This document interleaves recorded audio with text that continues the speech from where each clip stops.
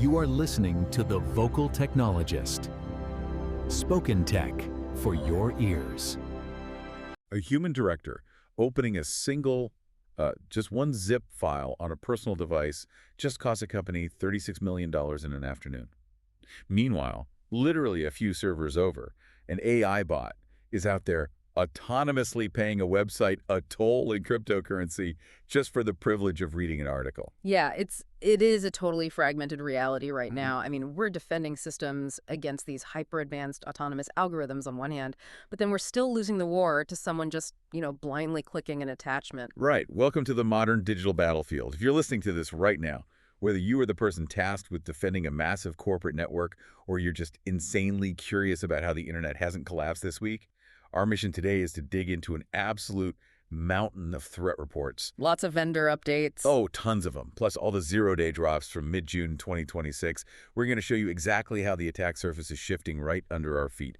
So, okay, let's unpack this. I want to start with the one tool that literally every single company is rushing to adopt right now, which is AI assistants. Oh, yeah. They are the ultimate double-edged sword. I mean, everyone wants an AI agent plugged into their entire ecosystem to boost productivity, right? But they don't realize they've basically just installed the most gullible employee possible. Yeah. And they gave them access to everything. I love that analogy. It's exactly like hiring this incredibly eager, genius-level assistant, handing them the master keys to every filing cabinet in the building, and then just realizing they'll hand those files over to literally anyone holding a fake plastic badge. Right, exactly. I was actually looking at this search leak bug, the one that Varonis Threat Labs found in Microsoft 365 Copilot Enterprise Search. And this genuinely blew my mind. So an attacker can send a single malicious link, and it tricks Copilot into stealing a user's private emails and their SharePoint data. Yeah. And then this is the crazy part.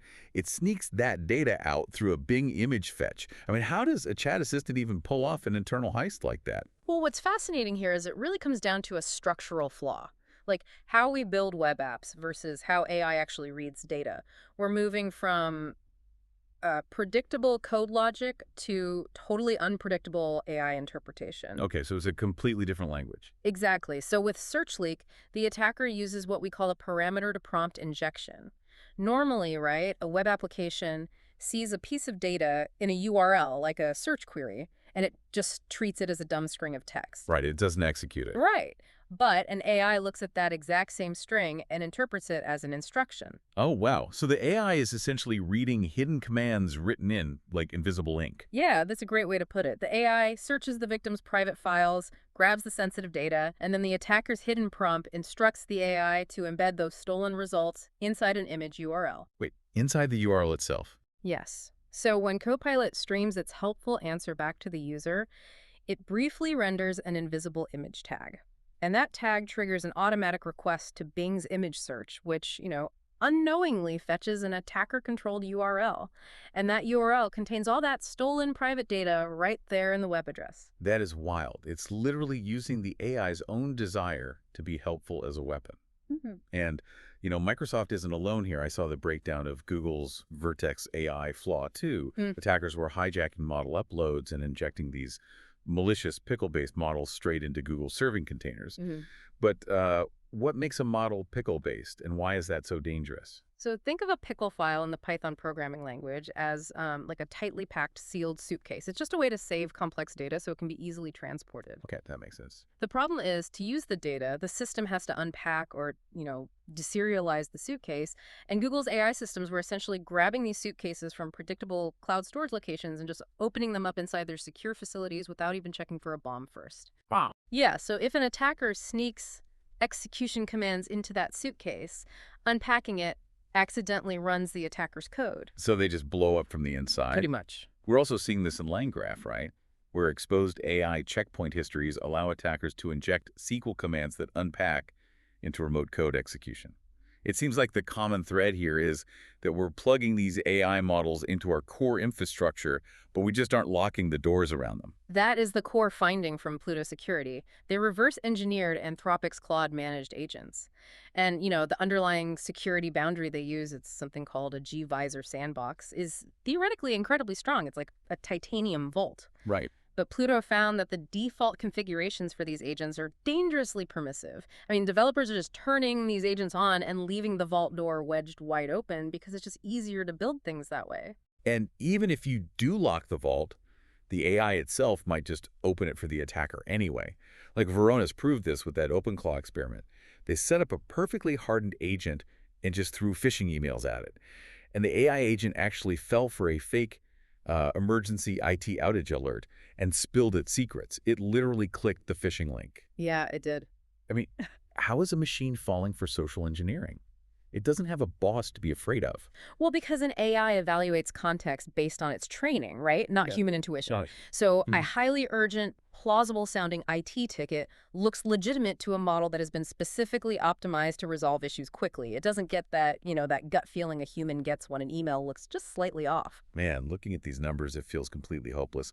We have AI creating this massive new attack surface, generating what the sources are calling a vulnpocalypse. The vulnpocalypse, yeah. It's a real thing. Right, because frontier models like Anthropic's Mythos and Fable, they're surfacing unprecedented volumes of vulnerabilities. We cannot possibly hire enough human engineers to patch, 10,000 bugs discovered in a single month? Yeah. Are we just fundamentally incapable of keeping up at this point? Manually, yes. We have totally lost the manual patching war. There's no coming back from that. And that reality has triggered this massive debate in the cybersecurity community. You have some policymakers calling to ban the development of these frontier models entirely just because they discover 0 days way faster than we can fix them. Which sounds logical on the surface. It does, but banning them represents a really deep misunderstanding of modern defense. Because while AI is creating the problem, it is absolutely our only hope for solving it too. You have to fight AI with AI. Agentic defense. Precisely. You have to automate the patching. Look at the Athena Coalition, right? You've got companies like ChainGuard, JP Morgan, Cisco. They are pooling the vulnerabilities found by these AI models and using other AI agents to privately write patches for open source projects before they ever disclose the bugs to the public. But wait, hold on. We are relying on the exact same frontier AI models that generate the messy, vulnerable code to act as the ultimate arbiters of what is secure. Isn't that totally cyclical? Like, if the AI is hallucinating the bug and then hallucinating the fix, how do we trust any of it? That is the multi-million-dollar question right there. And it's exactly why Jane Street, this massive quantitative trading firm, just reversed a 25-year stance against using formal methods for code verification. Okay, break that down for me. What are formal methods? So formal methods involve proving that a piece of software is mathematically objectively correct rather than just testing it to see if it crashes. Historically, doing this took years. I mean, it famously took 25 person-years of labor to mathematically verify just 8,700 lines of C code for a microkernel. It was far, far too expensive for commercial software. But now, AI agents make writing those complex mathematical proofs cheap. Oh, I see. So the AI writes the code, but it also has to show its math, and the math proves objectively that it's safe. Exactly. Even if the AI's initial code is completely sloppy, if it can also generate the rigorous proof that the code won't allow a cross-site scripting attack or a data race, you completely kill entire bug classes. We're seeing this automation everywhere now. Like SemGrep is using a new language framework, OCaml 5.0, to do what's called taint tracking, 75% faster. Taint tracking? What's that? Imagine trying to track a single drop of red dye through a city's entire plumbing system to see if it ever reaches a specific drinking fountain. That's taint tracking. It traces potentially malicious input through millions of lines of code. And AI is making that viable at a massive scale. Okay, so we're handing the keys of our defense over to autonomous agents. And here's where it gets really interesting, because that complete reliance on a few frontier AI labs give them immense, immense power over the global internet. And Ben Thompson wrote this fascinating piece on Anthropic's safety superpower, really pointing out the tension between these labs claiming to protect us and their actual corporate motives. Yeah, Thompson draws a very sharp line there. He points out how Anthropic quietly walked back their zero retention guarantees even for their enterprise plans. Which is huge. It is. And they also stealthily degraded their Fable model so they could reserve compute power for their own internal frontier development. And they consistently frame these self-serving commercial moves as safety necessities, right? Like, oh, we had to hold on to your data to keep the world safe. Yeah, which raises an important question. If the labs building frontier AI hold the final say over the internet structure, and they claim they're the only entities responsible enough to build it, who audits the auditors? because we are moving into an era where models are essentially operating as their own financial entities. Yes, the machine-to-machine economy. This was the wildest update I read. Yeah. AWS Web Application Firewalls just added an HTTP 402 payment required capability. It lets website owners literally charge AI bots like GPT-bot or Claude Web microfee per request just to read their website. Right. And the bots settle the payment autonomously using USDC crypto on the Base or Solana blockchains. I mean, we literally have bots paying crypto tolls just to read articles. It completely normalizes machine-to-machine payments at the firewall layer, which, is brilliant for a content creator who wants to get paid when an AI scrapes their work. But from a security standpoint, Yeah, it sounds terrifying. it is. Agent runtimes that can autonomously authorize on-chain crypto transactions introduce a massive new abuse vector. Because if a bot can pay a fee legitimately, it could definitely be tricked into paying the wrong person. Hackers are already using AI-generated YouTube narrators to create fake coding tutorials, right? And those trick viewers into downloading Rust-based crypto clipper malware. Now imagine they don't even need the human viewer. They just trick the AI agent itself into executing the malicious smart contract. Exactly. The complexity is just staggering. But despite all this autonomous AI warfare, the most devastating breaches in the stack still come down to the most basic, ridiculous human mistakes. We're building these impenetrable titanium vaults for our AI models, but we're leaving the rusty screen door wide open for our human employees. Yeah, the human element is still the weakest link. Look at the Humanity Protocol hack. $36 million gone. How? A director opened a zip file in a phishing email on his personal device. That's it. It bypassed all their $1 million smart contract audits and allowed the attackers to parallel mint tokens on 2 blockchains simultaneously. Because a mathematical audit cannot fix an administrative key holder willingly installing malware on their own device. Right. And I cannot stop thinking about the FIFA World Cup 2026 hack. A security researcher just registered on a portal as a player agent.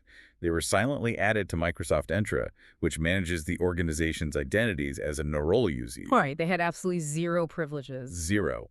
But because of how the legacy authentication was mapped, that empty role somehow gained access to the live football data platform. Which means they could have edited live kickoff times or even hijacked the global broadcast streams for the entire World Cup. From a blank user profile. Yeah. It's insane.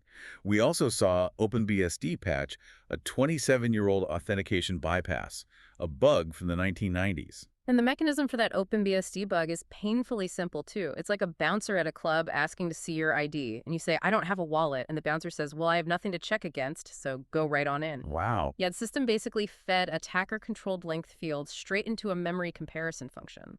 If an attacker sent a password length of 0, the system compared 0 bytes, returned a match, and just let them in. That is infuriating. And then Splunk got hit with a pre-auth remote code execution flaw.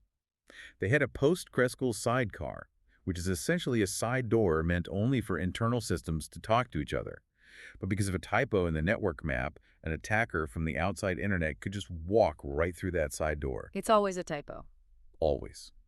Add in attackers poisoning Arch user repositories to drop EAPS PF rootkits, which is malware that lives so deep in the operating system that traditional antivirus literally can't even see it, and it's a complete nightmare. Well, the root cause across all of these, from the Peter Thiel dialogue network leak exposing the emergency contacts of global elites, all the way to the massive For-to-Bleed campaign compromising 30,000 devices, is broken identity and legacy authentication. Which is exactly why Dick Hart's new argument on zero trust for AI agents is so critical right now. Right. He says our current identity systems are completely, fundamentally broken for this era. He argues that bearer tokens fail the fundamental zero trust test entirely. Okay, for you listening right now, if you are logged into your work email, the session cookie keeping you logged in is a bearer token. It's basically like a digital wristband at a concert. Exactly. And Hart's point is that if a hacker copies that wristband, they are you. The system cannot tell the difference whatsoever. Right. So if a token can be stolen and reused, it is not zero trust. He argues the industry has to move to proof of possession and non-exportable private keys.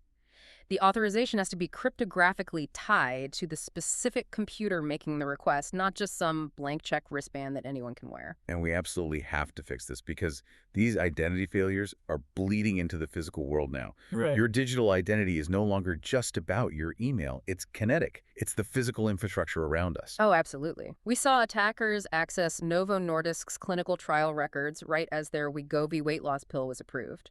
And hackers ransomed the medical data of cardiac patients using iRhythm physical heart monitors. And a ransomware group called The Gentleman literally shut down Mackay Sugar's physical mills in Australia. So for you, the listener, your heart monitor data, the sugar in your pantry, the medicine you take, it is all sitting on the cyber front line right now. We're seeing groups like Mexican Mafia using APT-grade nation-state espionage tools for purely financial motives. Yeah, they aren't government-sponsored at all. They just want money. But they operate exactly like a military unit. And the tactics they use to hide are just brilliant. Look at the EDR choker tool. Attackers realize that if they kill a server's endpoint detection and response agent, which is basically the security alarm, it triggers a massive alert in the cloud. Right. The system notices the alarm is off. Right. So instead, they use native Windows policies to throttle the security agent's bandwidth down to 8 bits per second. So the alarm is technically still on, but it's whispering so quietly that the cloud never hears it. Precisely. It's a constant tactical arms race. It's getting so intense that the FBI literally built a 22,000 square foot fake town in Huntsville, Alabama, with a hospital, public utilities, and data centers, just to simulate these exact real-world kinetic cyber attacks. Which is wild. But if we connect this to the bigger picture, it means the era of relying on human vigilance is really ending. We are seeing the death of traditional social engineering. Wait, really? Yeah. Not because humans are getting smarter, unfortunately, but because AI-native operating systems will soon intercept the context before you even process the cognitive load. So the computer will know you're being scammed before you do. Yes. Think about it. If you get a spoofed bank call, a verification text, and an email all simultaneously, an AI operating system can see that entire multi-app context and detect the coordinated fraud. We're moving bot detection away from asking users to click all the traffic lights toward totally invisible behavioral biometrics. Oh, like the new Google Recap TCH update. It doesn't ask you to solve a puzzle anymore. It asks you to perform a hand gesture on camera.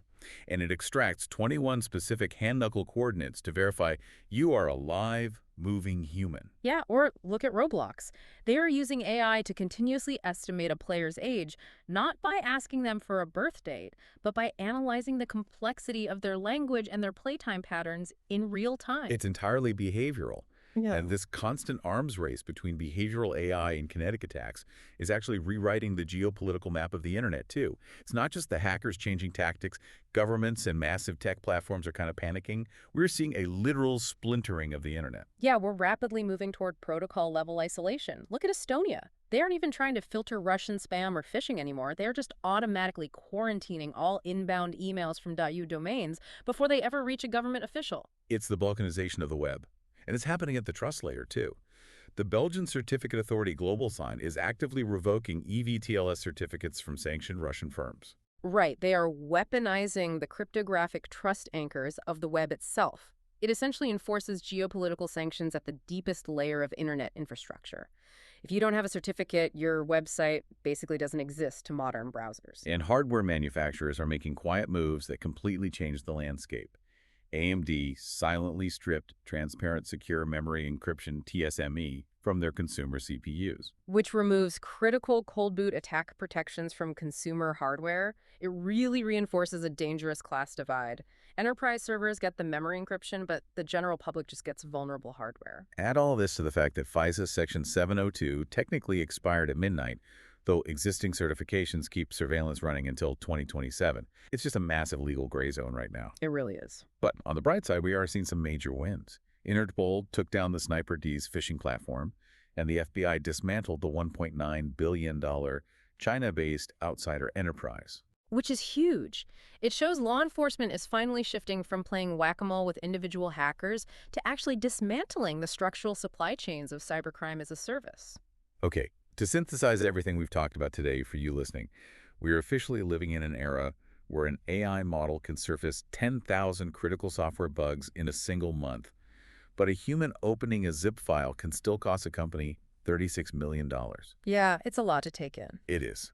Whether it's Copilot leaking your private files through a Bing image fetch, or an AI operating system mapping 21 coordinates on your knuckles just to prove you're human, the digital landscape is fundamentally altering its rules. But having waded through this mountain of threat reports with us, you are now thoroughly equipped for your next meeting, your next project, or, your next late-night rabbit hole. And as you go into that rabbit hole, I want to leave you with one final thought, kind of building on what we discussed today. We mentioned earlier that AWS is now allowing websites to send a payment-required code, and AI bots are autonomously settling those microtransactions in cryptocurrency just to read the content. Right, the machine-to-machine economy. Exactly. So consider this. If AI runtimes are now capable of autonomously holding crypto wallets and executing smart contracts to pay for web access, what happens when a compromised malicious agent autonomously funds its own ransomware infrastructure using those exact same untraceable machine-to-machine payments? If an AI is the one autonomously buying the servers and paying the hosting bills in crypto, how do you arrest an algorithm? Spoken Tech for your ears.